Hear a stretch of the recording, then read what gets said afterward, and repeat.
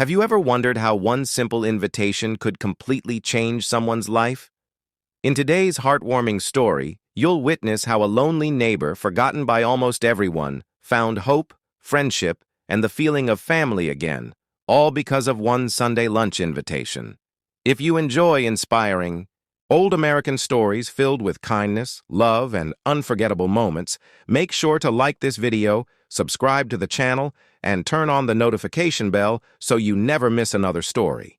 Now grab your favorite drink, sit back, relax, and let's get started. Part 1. I invited my lonely neighbor to Sunday lunch. Then he said, I'd forgotten what family felt like. The autumn of 1887 arrived quietly in the rolling hills of Montana, USA, painting the cottonwood trees with shades of gold and amber. The mornings were crisp, and a cool breeze drifted across the open fields where horses grazed behind weathered wooden fence.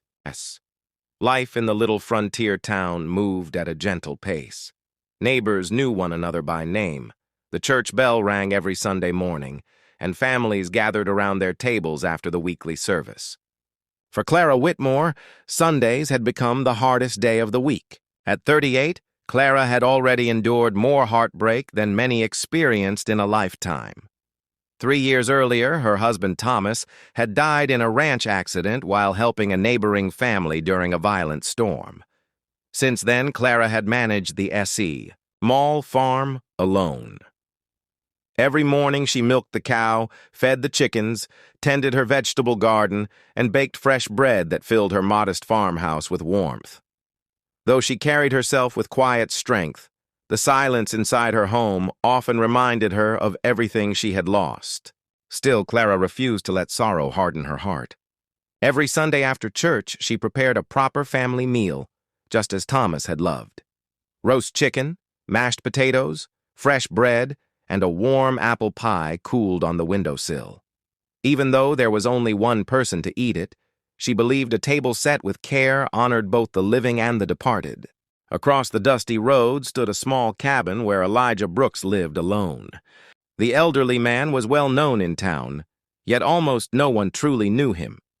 With silver hair beneath a worn cowboy hat and a cane carved from oak, Elijah spent his days repairing old fences, chopping firewood, or quietly sitting on his porch watching the sunset. He greeted everyone with a polite nod but rarely spoke more than a few words. Some believed he preferred loneliness. Others assumed age had simply made him distant. Clara often noticed something different. Each Sunday, after the church crowd disappeared into their homes, Elijah slowly walked back to his empty cabin alone. No children greeted him. No family waited at his table. No laughter drifted through his windows. That particular Sunday felt colder than usual. As Clara carried the fresh pie toward the kitchen table, she glanced through the window and noticed there was no smoke rising from Elijah's chimney. The cabin looked unusually still, almost forgotten against the autumn sky.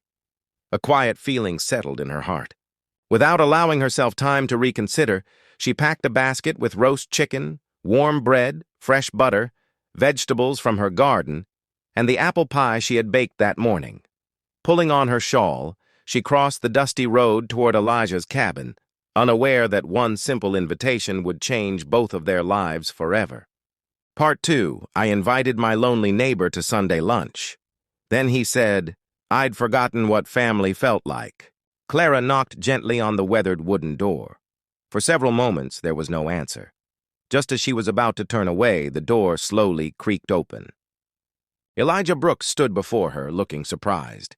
His worn coat hung loosely from his shoulders, and his tired eyes showed years of quiet loneliness.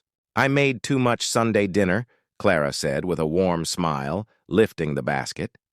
Would you do me the kindness of helping me finish it? For a moment, Elijah simply stared at her. Then he nodded and quietly followed her across the road.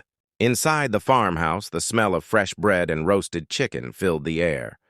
Clara invited him to sit at the old oak table where she had already placed 2 plates. Elijah removed his hat respectfully before taking his seat. They began eating in silence. After several minutes, Elijah looked around the room. His eyes rested on the framed photograph of Clara and her late husband hanging above the fireplace. His voice trembled as he whispered, "I'd forgotten what family felt like."